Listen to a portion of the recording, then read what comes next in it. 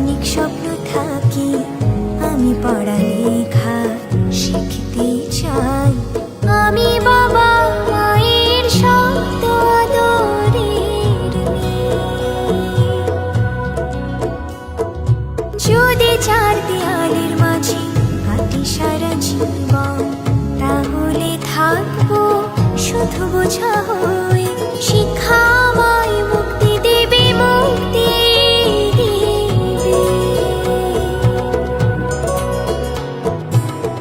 আমি তো কালকে খুশি আর আশা, আমারও তো সাধ আছে, আছে অভিলাষা।